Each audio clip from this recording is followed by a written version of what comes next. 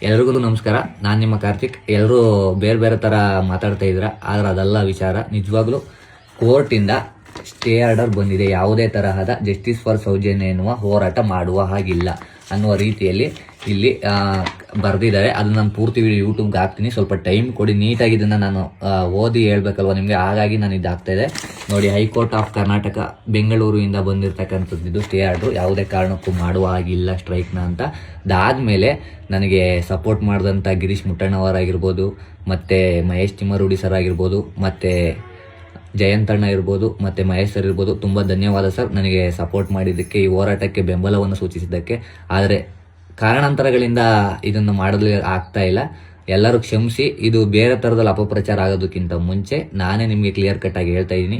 ಯಾರೂ ಕೂಡ ಫೋನ್ ಮಾಡಬೇಡಿ, ಪ್ಲೀಸ್ ಬೇಜಾರು ಮಾಡ್ಕೋಬೇಡಿ, ಫೋನ್ ಮಾಡಬೇಡಿ. ನೀಟಾಗಿ ಇಲ್ಲೇ ಹೇಳಿದ್ದೀನಿ ಕ್ಲಿಯರ್ ಕಟ್ಟಾಗಿ. ಆದ ಕಾರಣ ನೀವು ಫೋನ್ ಮಾಡಿ ಏನಾಯಿತು ಏನು ಅಂತ ಕೇಳೋದು ಬೇಡ. ಇದೇ ನಿಜವಾದ ವಿಚಾರ, ತಪ್ಪು ತಿಳ್ಕೊಬೇಡಿ, ಪ್ಲೀಸ್ ಫೋನ್ ಮಾಡಬೇಡಿ.